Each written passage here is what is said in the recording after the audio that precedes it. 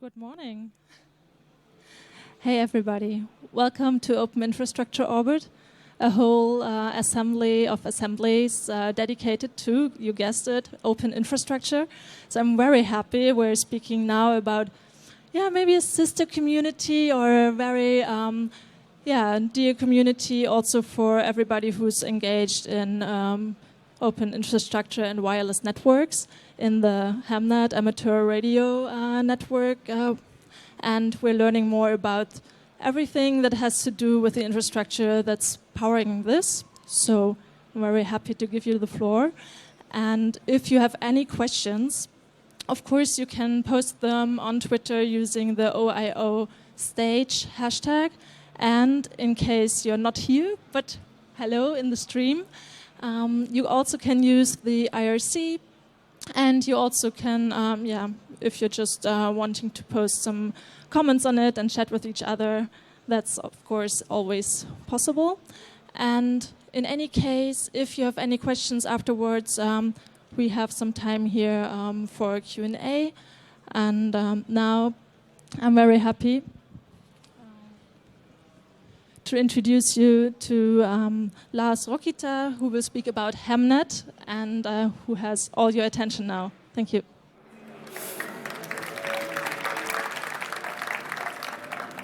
Thank you for coming today. Lots more people than I expected.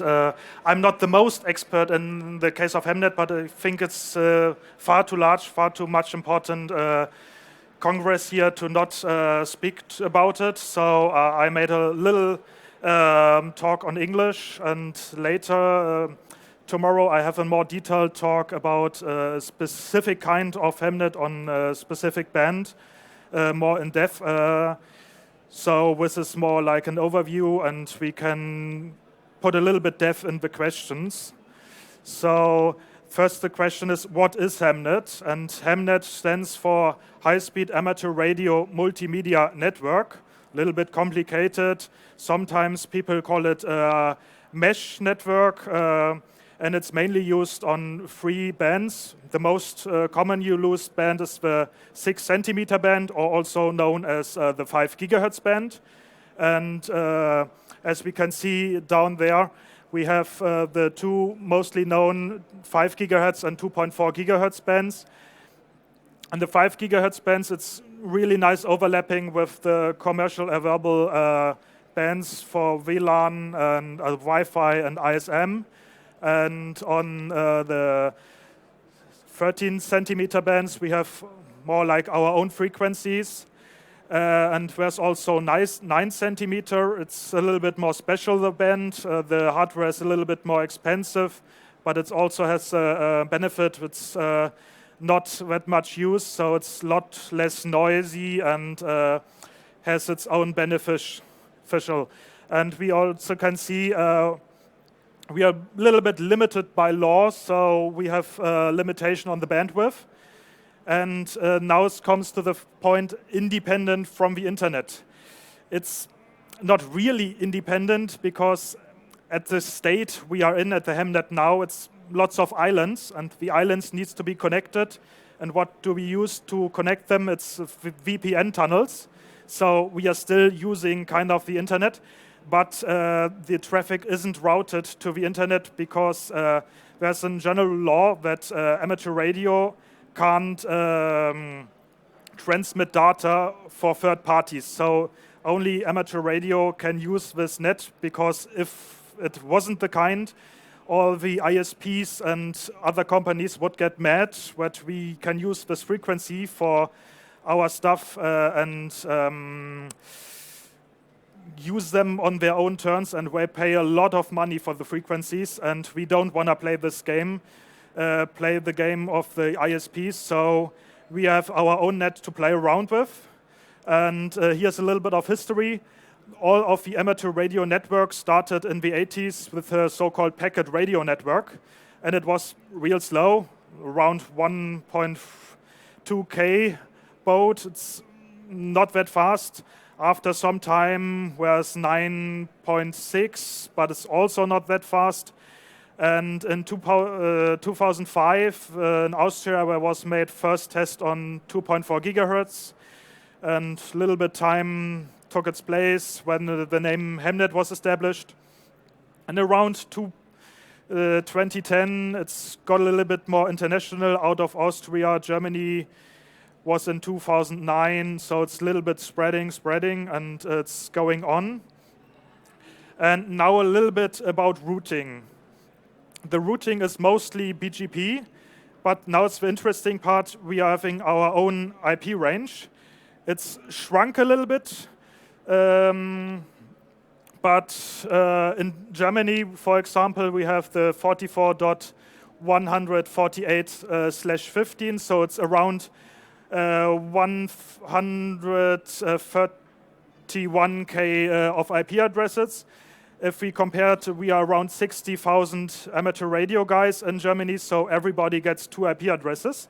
It's kind of comfortable to have a lot of IPv4 addresses. So IP addresses aren't the problem, and IPv6 isn't that kind of theme in the community yet.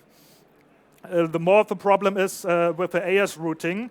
The 16-bit AS are kind of limited, and so we get every region get one of the AS addresses. It's listed down below. So we have a large region that gets a 16-bit AS address, and that's split in up to 100 local AS cells with 32-bit addresses, because the 16-bit private AS addresses are quite limited. And so it's a little game of split up, until we reach the user access point from the backbone area, and where we use subnets of around 20 IPs directly. Here's a little bit of the map. This screenshot was taken, I think, 5 days ago, and where you can see a large red area in the Netherlands, where I had a little bit of problem. So the Netherlands were disconnected. Now they are back up again, but we can see the net is quite spreading, and we see also one problem. Here in Leipzig, we have a little bit of a hole, and we need to work on it to get this hole closed so we can connect Berlin to the rest of the net, so Berlin doesn't have to use a VPN anymore. It's quite large, but it's still growing, and I'm holding this talk in English because if you look at the map, mostly it's German-speaking countries, so Germans mostly know of it. Now it's about the IP distribution. We have I talked about it, but the IP range shrunk. The amateur radio community had the whole .44 block /8, but with the recent shortages of IPv4 addresses, the owner of these IP addresses took up the cause and thought, if we sell some of them, we can get quite a lot of money. So we sold the /10 area, it's 1/4 of all the addresses, and got a lot of money from it. Now it's up to them how they use that money. I think they sold it to Amazon. So as the German amateur radio community uses IP addresses now in this area, we have to reallocate them to a new area. But it's not that kind of time critical, because these IP addresses aren't routed to the normal internet, so it's kind of independent. It's not that nice to use these IP addresses twice in the internet, one in the private network that isn't really routed to the internet and one from Amazon. And from normal IP distribution point of overview, we have an area like and state in the country or something like that, or maybe a big city, and these areas mostly get 1,000 addresses for the users and 500 addresses for the backbone.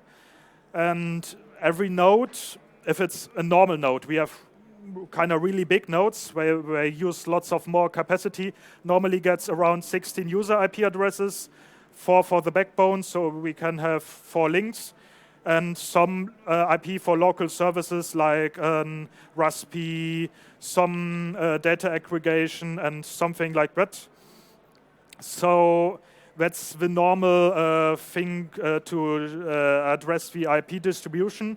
The IP distribution is done in its own way. So we have a German amateur radio IP organization who does all that kind of stuff.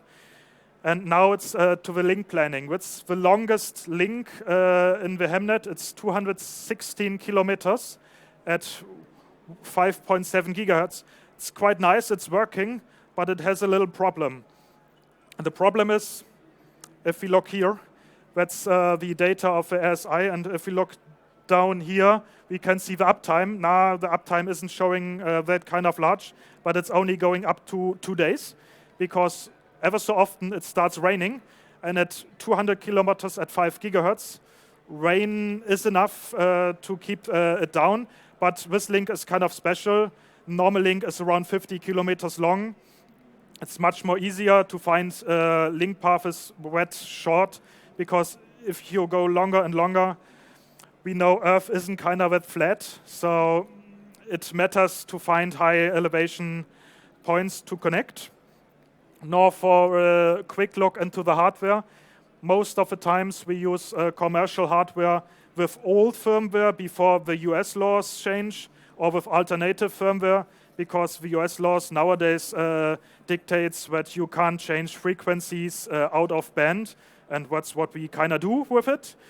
And for the links, we use high-gain directional antennas like dishes, or here we have multiple antennas in that kind of plane.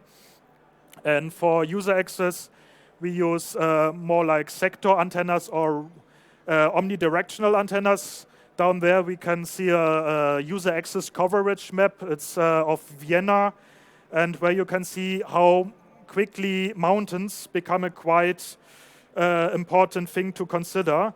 In the city, even more high building. If you're living in a building and are not on the top, it's quite difficult. But that's the point I will address later. Here we can see a standard build-up. We have a router, mostly PoE, so we can get quite easy access on the top of the roof with short cable lengths, because at 5.7 gigahertz, every meter of cable counts. Every meter loses power. So it's important to keep short cable lengths. And prices, these prices a little bit older, have dropped a little bit. But hardware cost is not the problem. We have some other annoying stuff. In Germany, as amateur radio, we have to obey the amateur radio law, and every link station, it's operated automatically, so it needs to have its own license. If I have a station on my home, that's not matters much. But if I have a link station sitting up on top of a tower, connecting to other links, it counts as an automated station, and it needs a special permit. And as the government is, if we want something from the government wants something from us, and that's cash. The other thing is we have a 10 megahertz maximal bandwidth per link. If we use the amateur radio frequencies, that's a way around it. Just use 2 links or 3 links, but it needs its own hardware, so it's a little bit annoying. And the last thing is, as amateur radio is open speech, so it's no general encryption allowed. It's you can encrypt for setting up links, for configuring files and something, but we have no transport encryption, so everybody can hear what you're doing over it. But it's also counting into the direction it's experimenting, and not an replacement for internet. You don't want to do bank work over it. You shouldn't even be able to do it, because the bank aren't amateur radio guys, so you shouldn't be able to talk to them. And the last big problem is mountains are hard to move.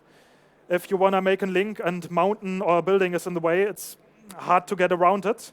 And even harder is to get access to a high tower, to get the permit to put some stuff up there. Here are some example links, how a link in the Hemnet looks like. Sometimes simple IP addresses is used, and other times you see the AMPR, it stands for Amateur Packet Radio. It's kind of old kind of link. And as the third example, we can see a routing aid in it, and the amateur radio network has all of its own stuff, own DNS, here's the own web search, and there's lots of possibilities to use this network. And I thought it was be kind of quick put into this theme, so we can do a little bit more of questions and answers to get more to the points of interest you have. So microphone turnaround, or what's the deal? Yeah, I have a microphone here, so if you have a question, you can come to me or I give it to you. So if you don't have encryption, can you have authentication? Yeah, that's one thing to work about, how to make a secure authentication. That's the person who talks to you is really the person you're speaking with.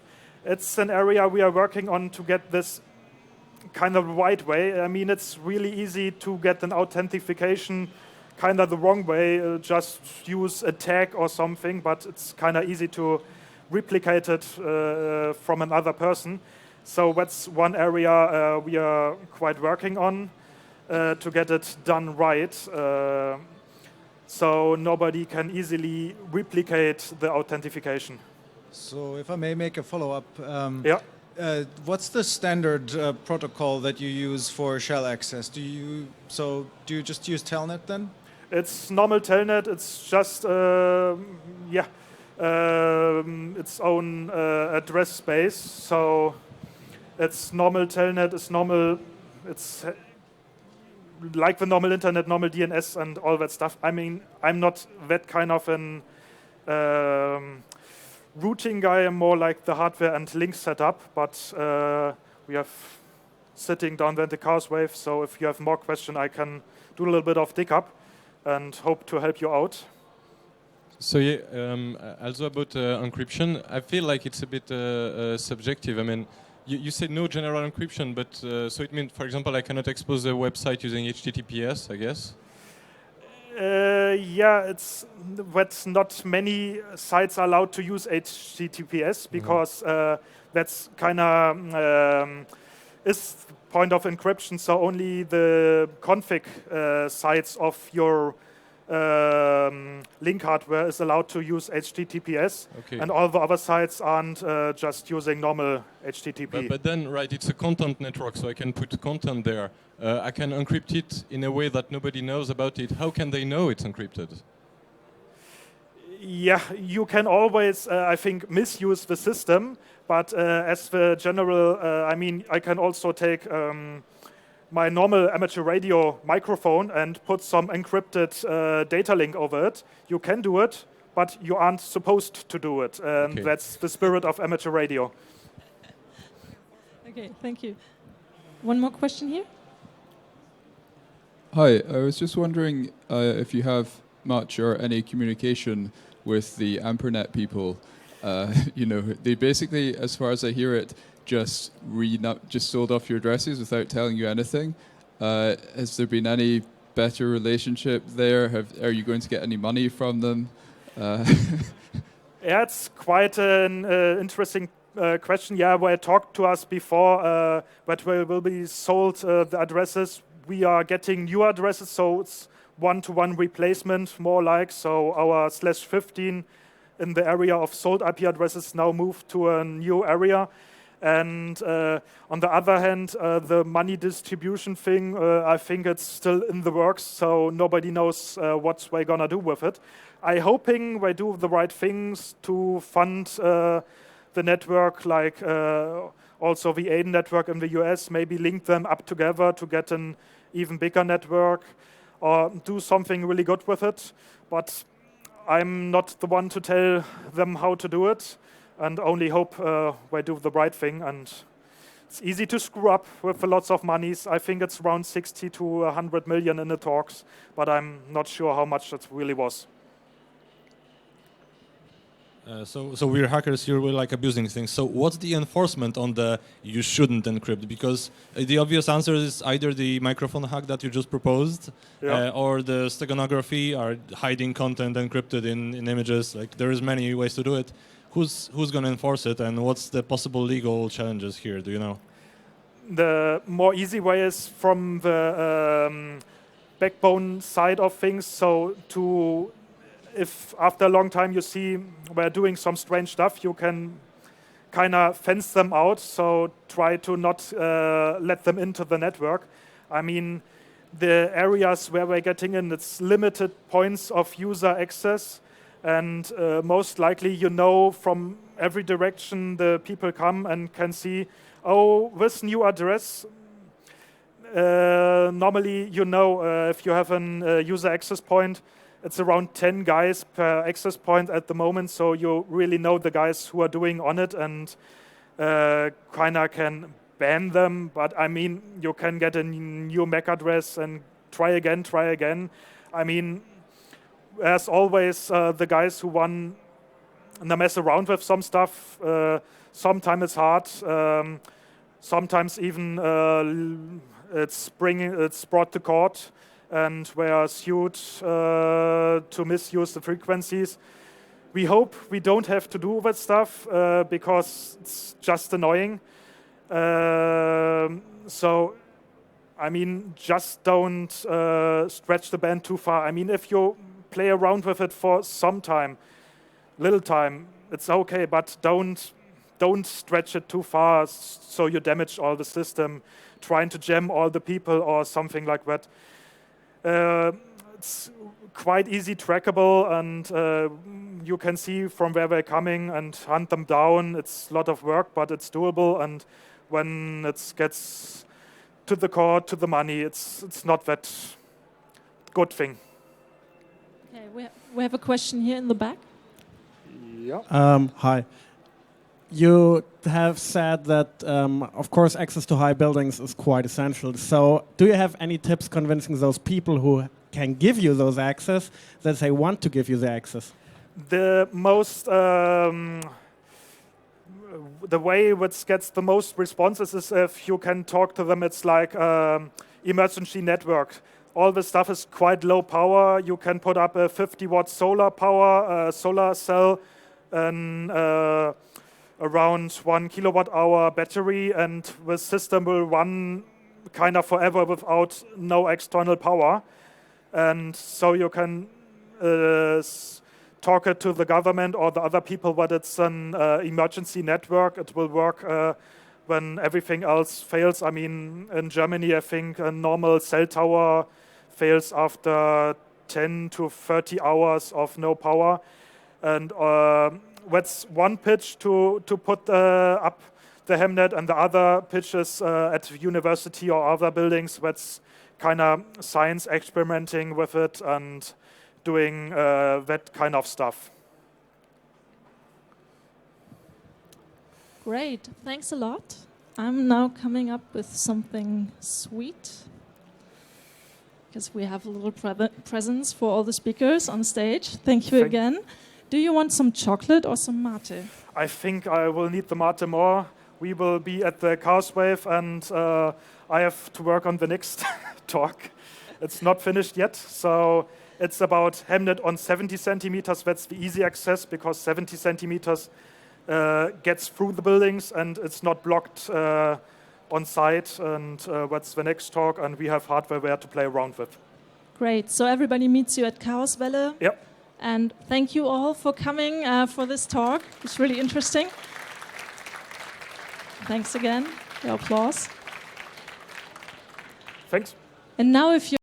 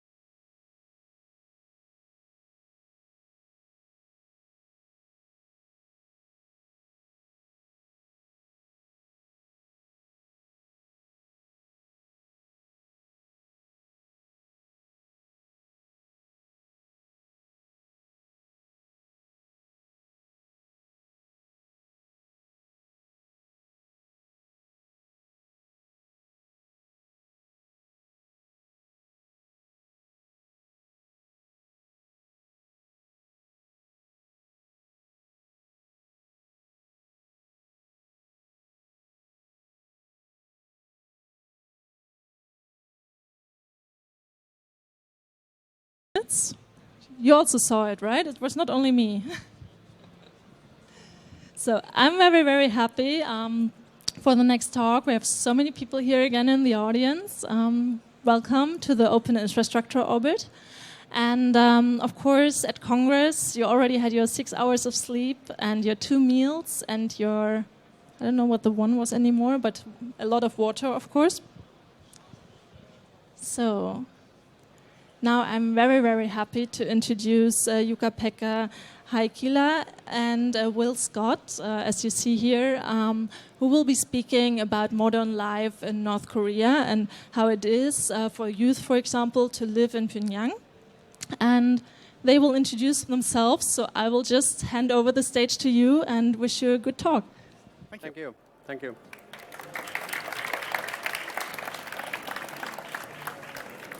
Hi, everyone.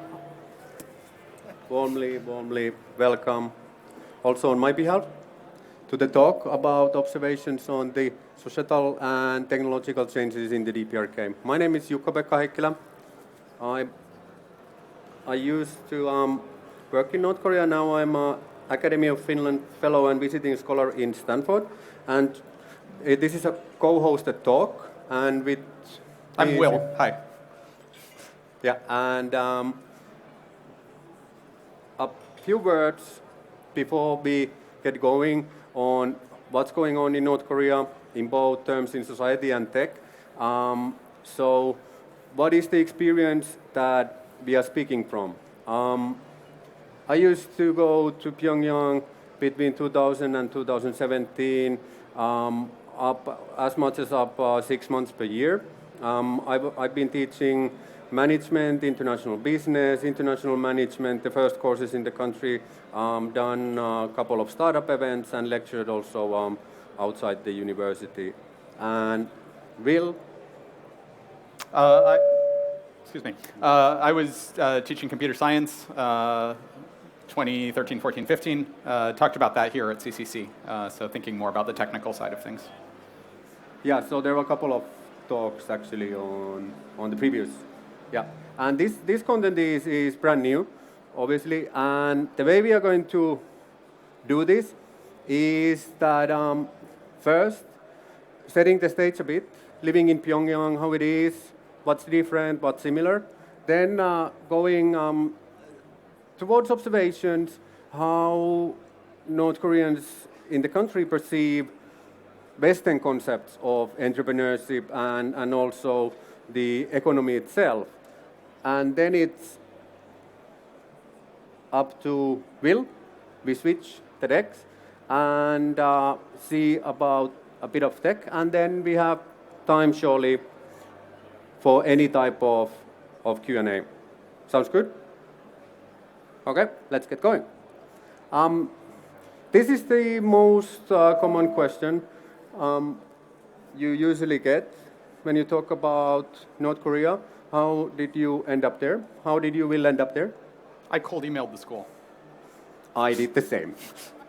How did you cold email? Like, how did it?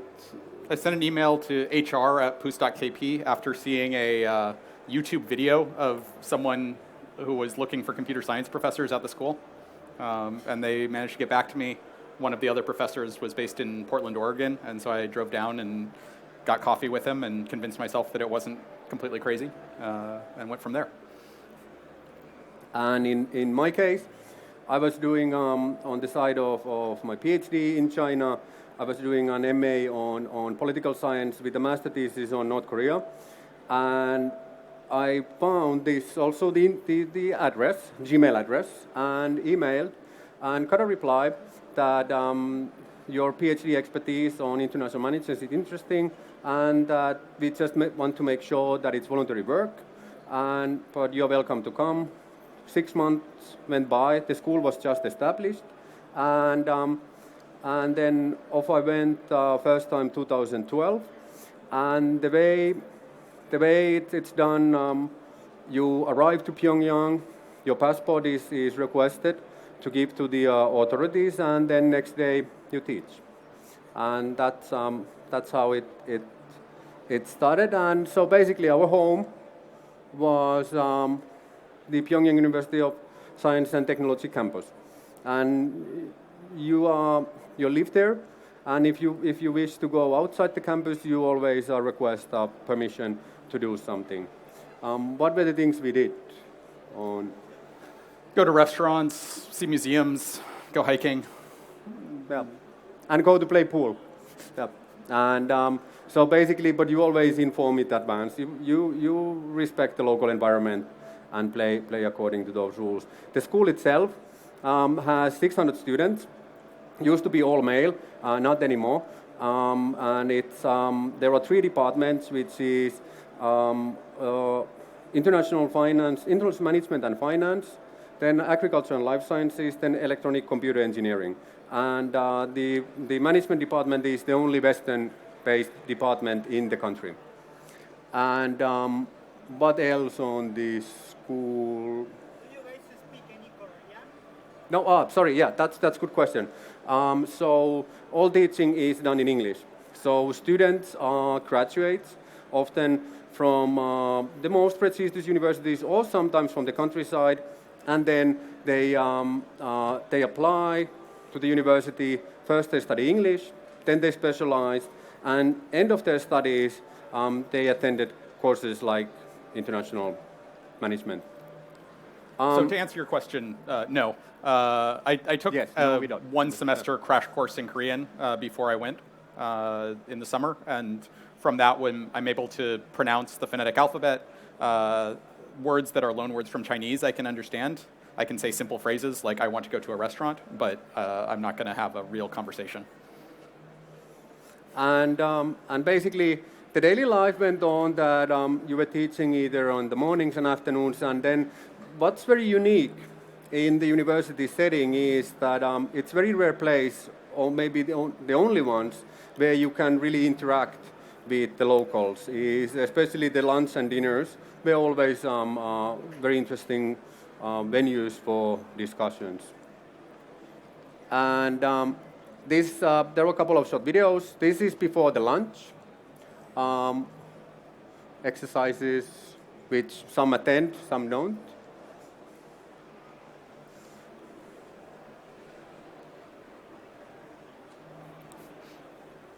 And is there a sound? Yeah.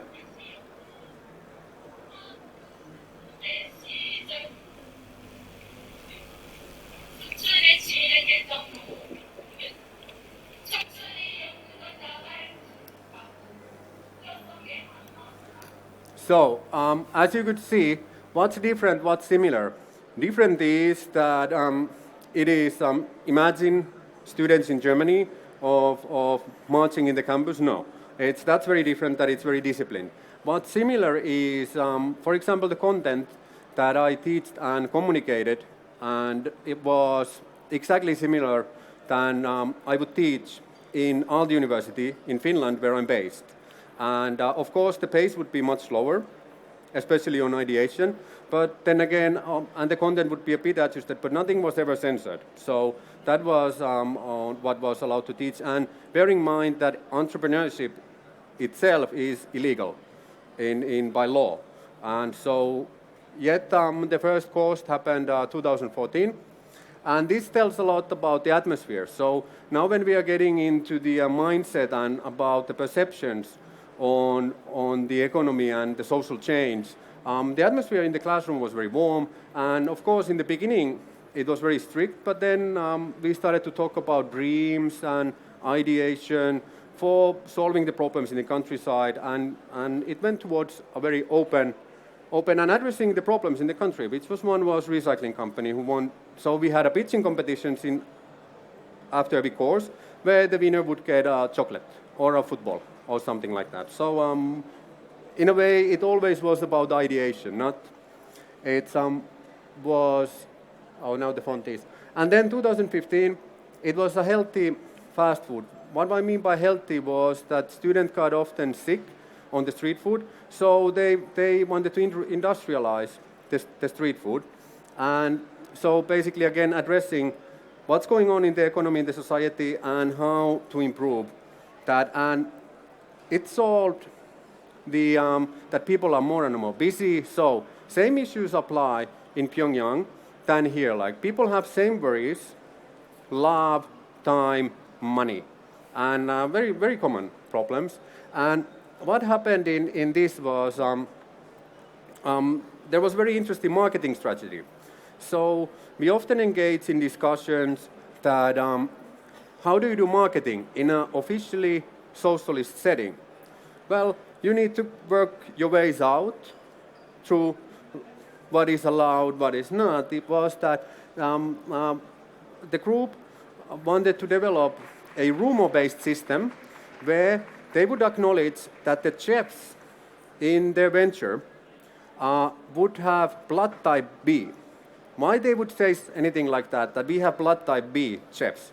Because the common folklore goes that blood type B women are good chefs.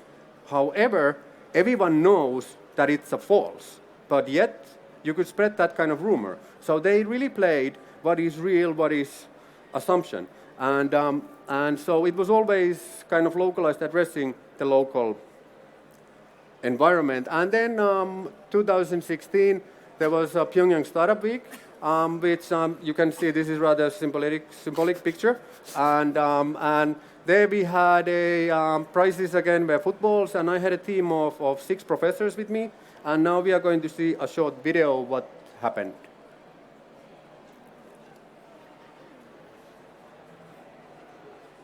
Known for its vibrant culture of entrepreneurship. Let's start from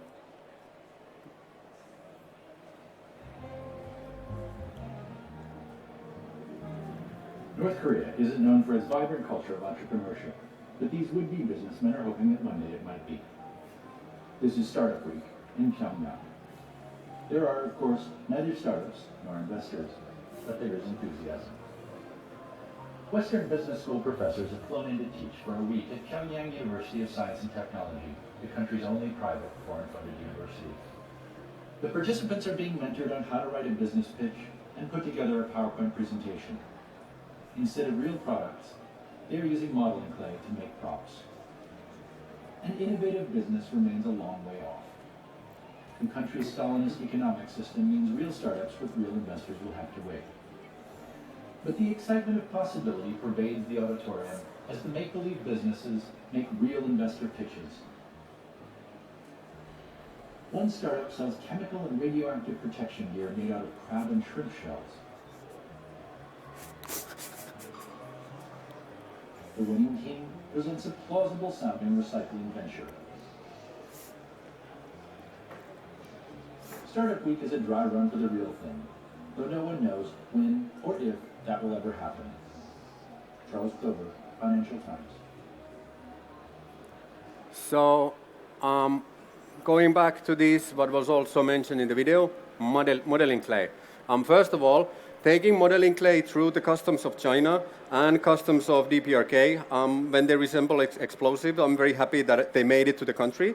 And then what was really surprising was when you bring out a playful element, when it's a sensitive topic.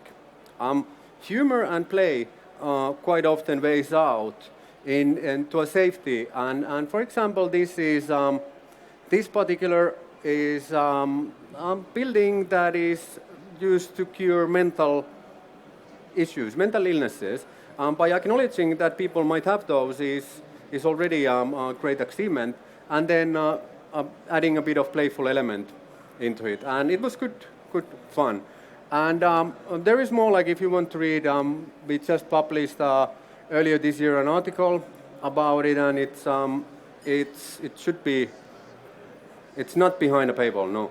And then there is an FT article. Going towards the ending of my slot is, so how is the economic reality based on 2012, I've been there end of 2017 last time, and there are people who have been there in the audience who have been there more recently who can then engage with the discussion. Is that there are marketplaces that are not official but becoming semi-official and being taxed, and which is kind of hybrid model of socialism and capitalism. Of course, it's not talked about as the term of capitalism, and it shouldn't. It's a hybrid. There are change of policies on how to, what's the alignment between being an entrepreneur and state-owned enterprise. So it's things are slowly changing there even, although we hear very little about what's going on. And then, as I said earlier, it's of course, keep in mind that yes, the things we hear about the country, yeah, true, surely, and at the same time, it is a place where there is a lot of fear, yet you can see quite a lot of hope. You can see that people dream about the future and they dream about love. Love was always a beautiful topic to discuss. It's also, it brings the hope, and then discussions often were about the money and the mindset of, quite often a common question was, hey Jukka, why does the rest of the world hate us? Why do the rest of the world make jokes on us? Then I said, well, I'm not a politician, I shouldn't be talking with politics, but your country might be doing something that the other countries perceive as wrong, and fair enough.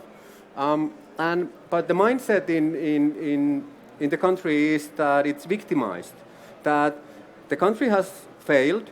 That's commonly acknowledged. There is no the utopian nation anymore, that it's the greatest country on the planet, but it's the fault of imperialists, particularly the US. And it's the Northern European, like why certain things were clearly opened, allowed to teach and allowed to observe, was that the Northern European countries seem to be not part of the imperialist clique. And the mindset is also on very eager towards learnings, towards new knowledge. And then what's going on in the economy is 2012-13, there weren't that many taxis on the street. Now there are how many? 8 companies? 6 taxi companies. And so, like, you see these and traffic jams, you see these developing little by little.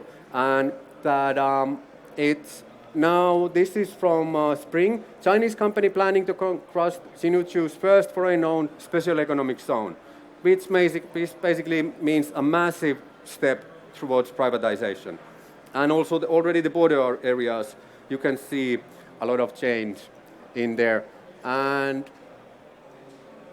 of course, Western countries can impose as much sanctions as they wish. But the studies, the research in Stanford, the research in Princeton, best universities have concluded that the sanctions don't work. Instead, they make the misery of the people at the countryside much worse. And it's, when you look this is import and export from China and import and export from other countries. So you see like how it's going on. And these are not reliable statistics, might be much, much more. So keep that in mind when these type of policies are discussed. So what I wanted to bring forward before Will and the discussion is that the country is developing its own isolated infrastructure, whether we want it or not, it's happening. But with educational engagement, perhaps not for the persons we were teaching before, but for the future generation, we could bring a bit of brighter future. And now we are going to explore what's the role of tech in this all. And this work finished 2017. If you're interested, what happened next with you, how it's, there will be a talk, funnily enough. Next stage, I'm starting at 6 o'clock about Beirut. And now it's off to Will. Cool. All right, so I'm going to sort of be giving a somewhat different talk on the tech side of things for the other half hour that we've got or so, and looking specifically at how technology has sort of this arc of what technology as a landscape looks like in North Korea. So I'm going to start by talking a little bit about the history of like the last 20, 30 years in particular of what these companies and corporate entities look like. Corporate is maybe a little of a strong statement. and then what we know about the current state of internal technology, and sort of the line of what international engagement between North Korea and the rest of the world technically looks like. So there were a set of government labs or efforts to begin this current line of computer technology that emerged around 1990. Both the PIC, Pyongyang Informatics Center, and KCC, the Korea Computing Center, got established under a 3-year plan that happened between 88 and 91. The Pyongyang Informatics Center was sort of the first of these labs. There's a few others that have emerged subsequently. You saw that then coincide in the late 90s. There's a big famine and sort of this time that we maybe see as really hard for the country, and that meant that there was a really strong drive for entrepreneurial engagement where these corporate entities that had been formed 5 years earlier are now going out really aggressively to find ways to get foreign money, and sort of trying to get hard cash to support themselves because they don't have the same level of state support that they would maybe have had in the past. The planned economy is falling apart internally.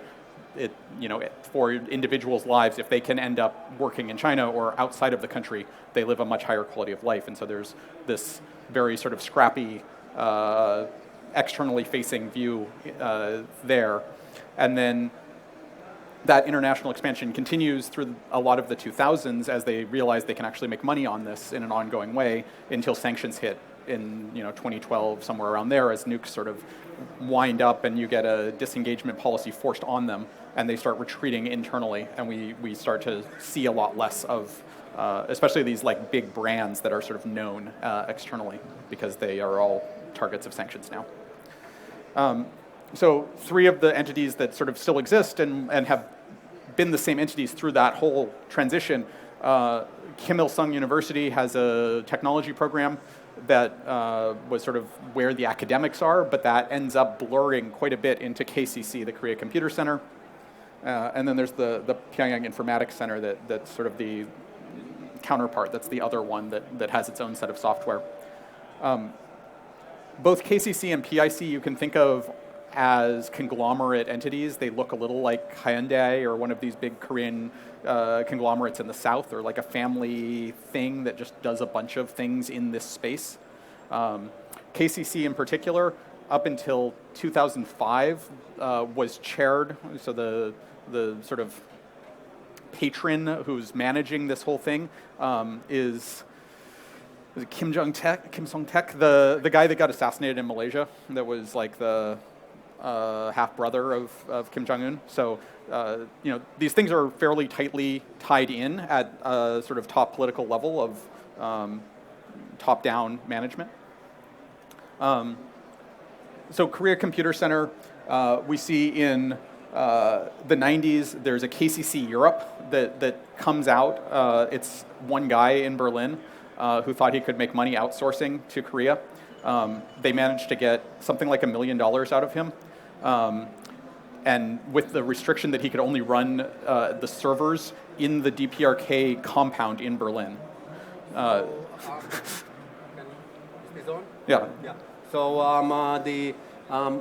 why is this type of activity happening is the DPRK embassy system is that all the embassies need to be self-sufficient, which means that they need to create their own revenue. So this was an example case on a partnership between KCC and whoever was entrepreneurially minded in the DPRK's German embassy at the time realized they could make money on this, and they sold this KCC Europe entity the rights to the .kp top-level domain, and it managed them from servers in the DPRK embassy compound until that sort of technically got mismanaged near the end of 1999 or something, and then there was a period where KP was offline, and then DPRK eventually just sort of reclaimed it and has a different entity running it now.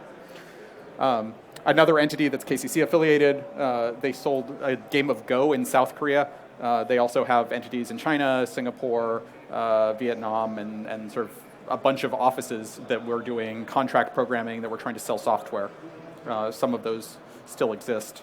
I think one of the points there is that this is pretty deeply rooted in a top-down management of, and then combined with a bottom-up set of sort of people just sort of going off and trying to make money.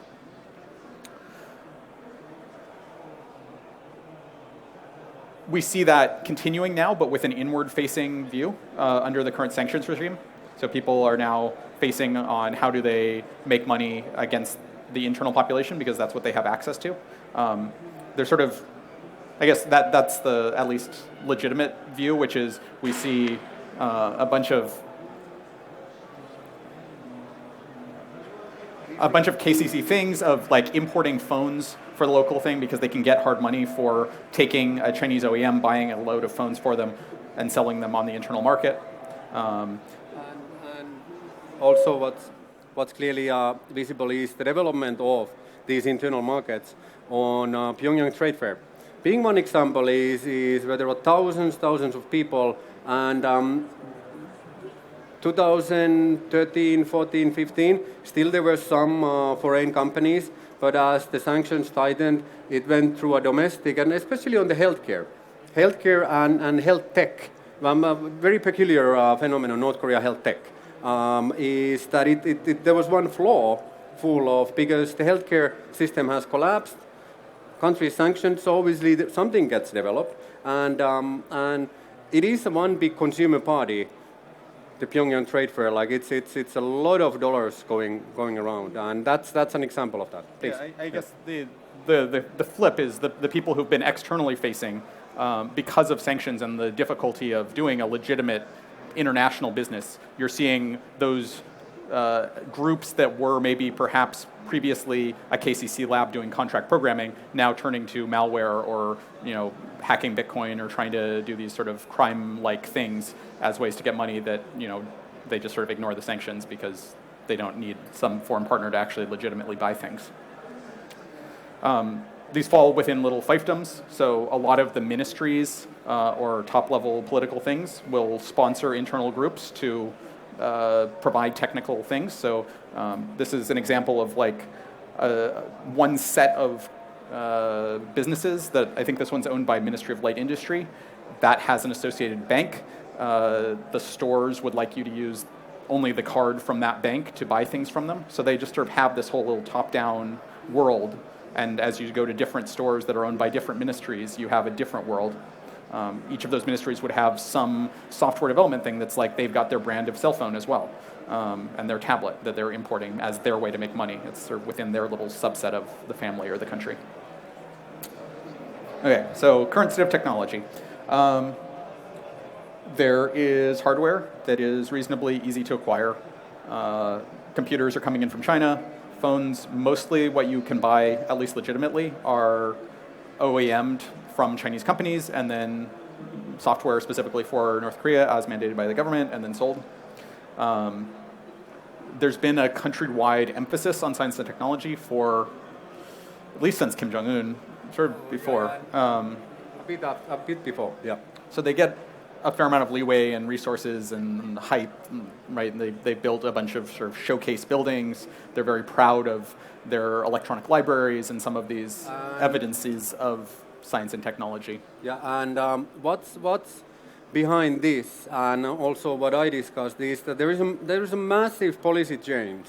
So it used to be military first, and all the resources, and partially that's why famine happened, was that the military first policy. Now there is a big change towards developing sustainable economy within the country, and that's what has happened for the last couple of years, like a really big push on resources for that. Yeah. The main area that the government is concerned about and that there's restrictions is around connectivity, so the ability to communicate with other people. And so here's some examples of modern, last couple of years, cell phones and some of the brands. You had a period where Wi-Fi was just completely disabled. They spent a while where they would try and get the OEMs to not put Wi-Fi chips, to like not populate that chip, and that turned out to be a thing that the OEMs got confused by because they're integrated circuits that have both Bluetooth and Wi-Fi, so they would just disable it in hardware. Now they're sort of feeling comfortable enough that they're reintroducing Wi-Fi.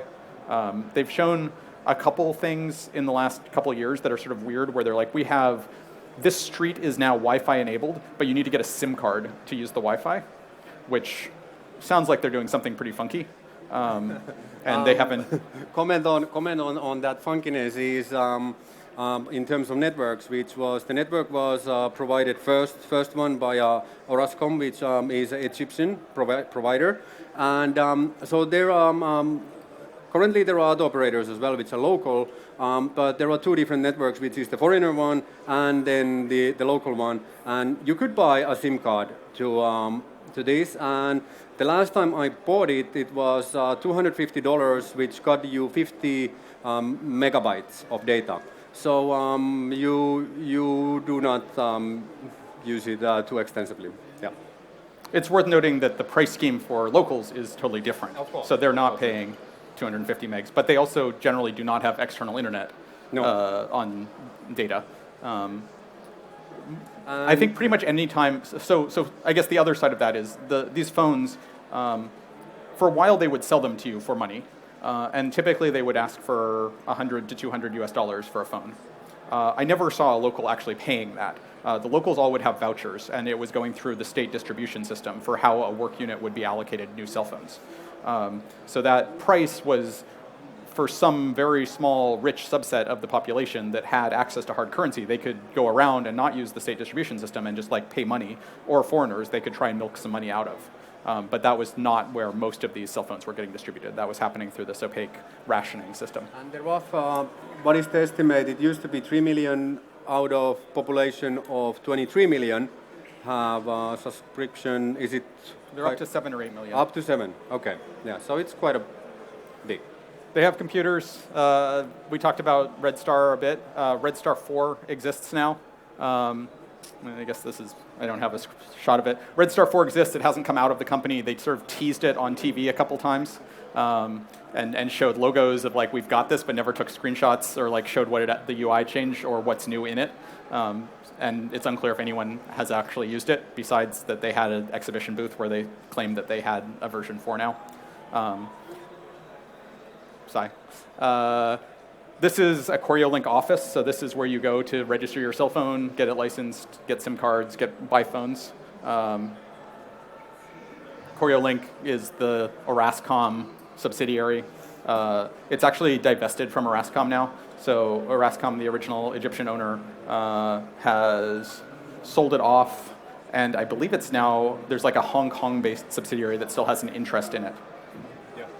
No, that's, sorry, I'm getting these mixed up. So the other side of this is the Wired network, which is Starco, and that was a joint venture initially with Loxley Pacific, which is a Thai company, and that now Loxley Pacific has divested, and it's a Hong Kong guy that's the partner for managing their wired connectivity out to China. Software still gets installed physically in general, so they have app stores which have lots of pictures of all the various video games, or at like, I'm sorry that photo is blurry, but that's one of the exhibition halls, and you could go and people had a little stall and would go take your phone and load apps onto it.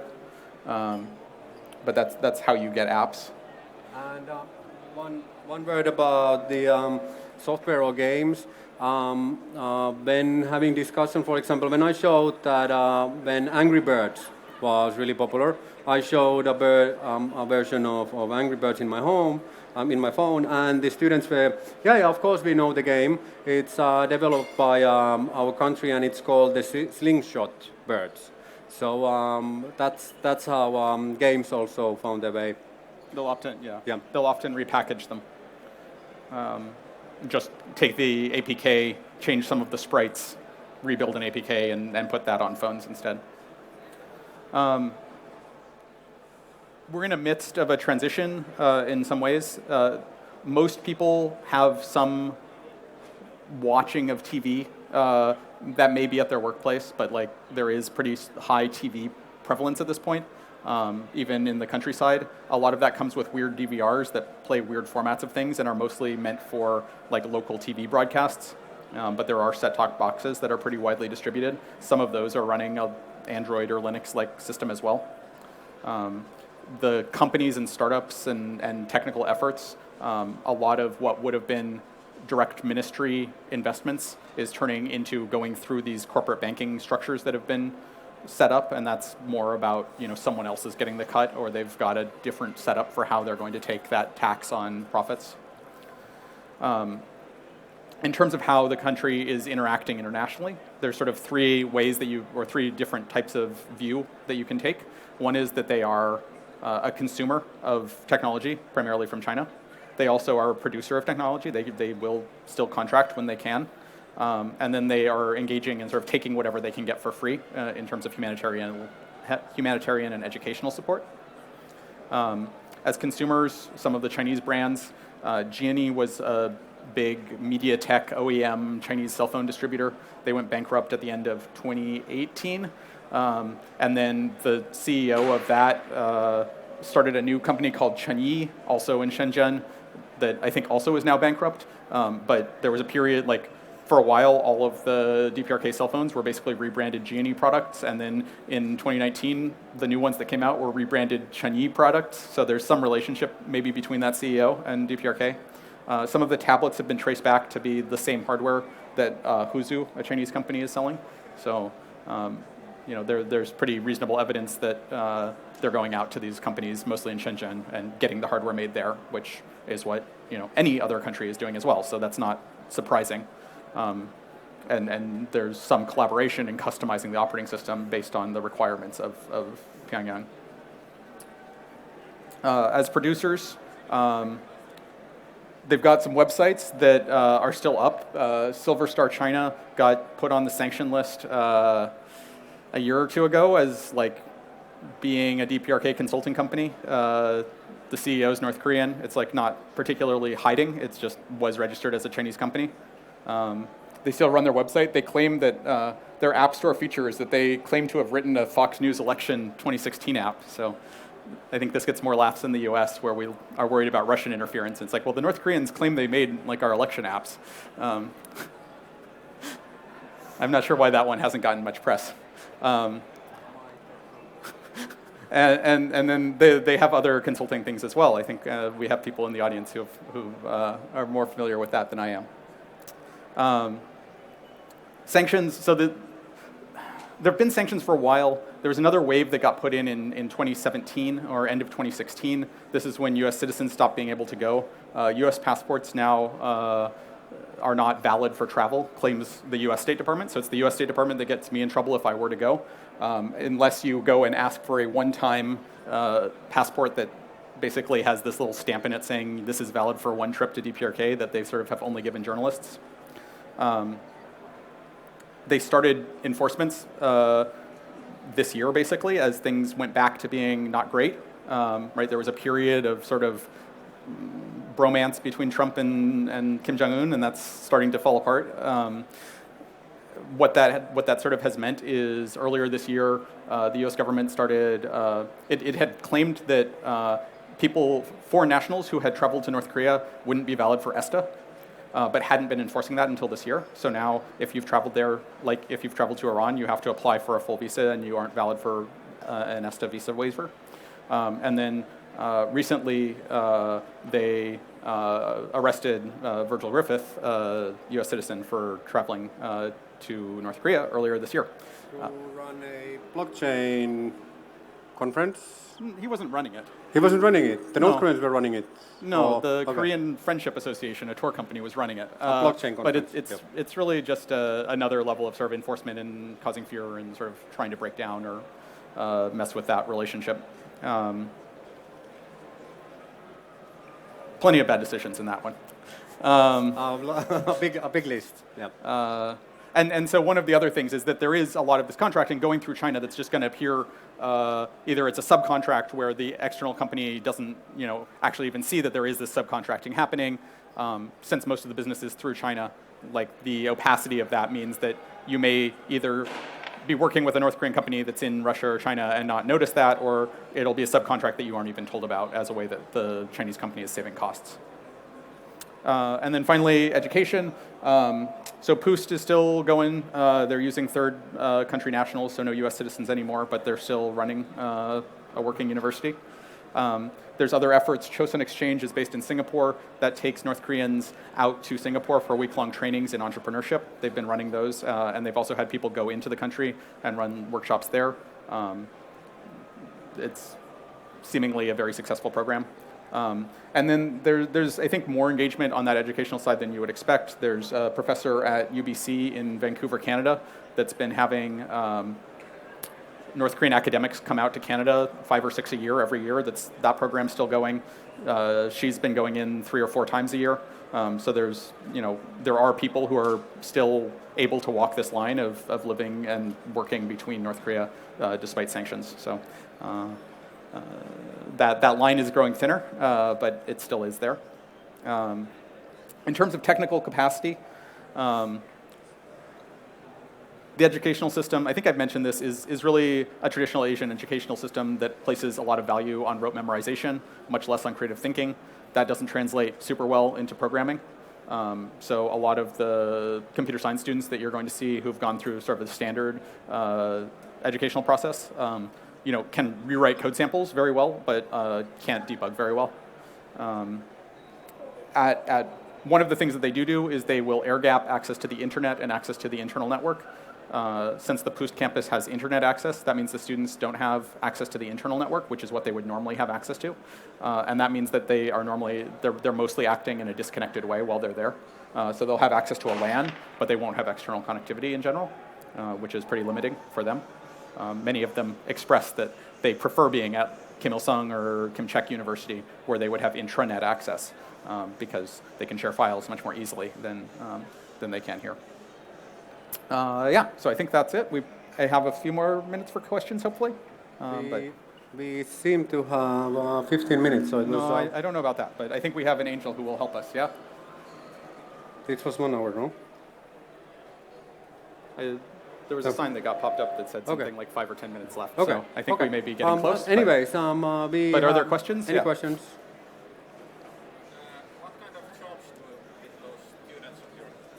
What types of jobs did the students get? Actually, one of the most talented ones ended up as PhD students, and then it seems in academia, in local environment. So basically professors and in their system. And then some of the students ended up in the banking sector, which was also in the talk. Then obviously, especially in the business, in the finance and management, is something that in theory is international trade. But of course, there is not much trade happening at the moment. So, but we get very little information on that unless we see, of course, Pyongyang is in the end small place with the market, so you might pump up to students. On ECE, some of the early graduate students did end up making it into KCC. Yeah. More questions? Hi. Oh, I have a mic. I'm back here. Someone with the mic. I was just wondering, can you talk about how, I would curious to hear from both of you, how consumers in North Korea of technology learn about technology? Because like you talked about how they can go to these shops to get apps installed, but like is there advertising for things, and through what medium do people learn what they want to get or what they need to get on their phones, for example? Thank you. Excellent question. I'm slicing these to two in terms of advertising and in terms of the new knowledge. Currently, new knowledge is entering the country in a very increasing speed. Why is that? Is because of the USBs and because of the awareness in general. If you ask directly, like, have you watched foreign movies? It might be taboo topic, as one discussions are not possible in the campus, for example. But everyone by default has consumed foreign media, and even it's being monetized. Like information is very valuable. Obviously, if you have something, it can be a trade-off. coming through the markets and those is one. And then a notion on advertising was that we often encountered discussions on that, yeah, we don't need advertising in this type of country where it's the planned economy. However, the discussion then changed when there were the first advertisements of local products on a stadium, for example. And you could see on the way to the new Pyongyang airport that there were car advertisements. The most default one was rumor. So basically, word of mouth. Word of mouth is an important thing, especially for things like consumer technology and phones, that you'll see your friends or whatever, someone gets a tablet and everyone wants one. The 2012 was the first consumer smartphone, and also this like new capability that people wanted to have. So there is a latent desire for this sort of stuff. You've also got, you know, a core elite population that is able to travel to China and sees a lot of this technology just in common use in China, and then wants that as they come back into North Korea as well. There is a fair amount. They're really into like infomercials. So you can watch the KCNA, the TV, and they upload a lot of it to YouTube, although YouTube keeps trying to take it down. But you can find sort of daily uploads from North Korea on YouTube of the current daily broadcast, and there's just a lot of infomercials about internal products that they want you to buy. There's a lot of quack health science, like they'll sell everything as a health supplement, so there's a lot of that, but also sometimes you'll get advertisements for new tech products. There's a question over here. Yeah, thanks a lot.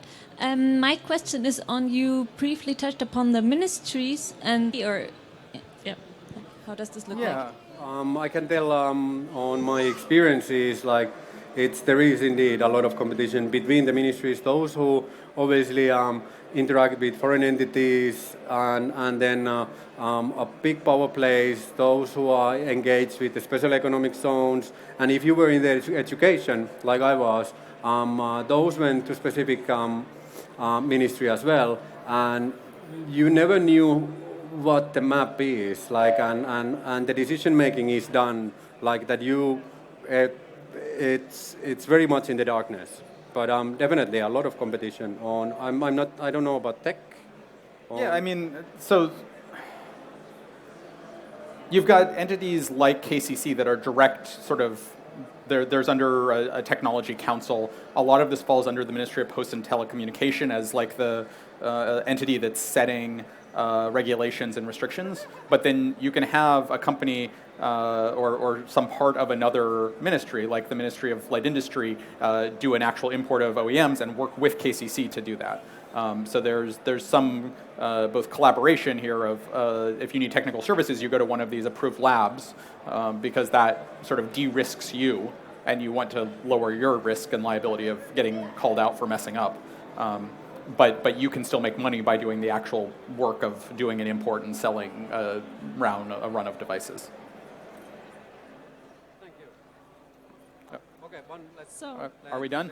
I don't see. I see two more hands over there. Okay. Please say that you have questions before, so I can run to you. Let's finish after two questions, and yeah. Thank you.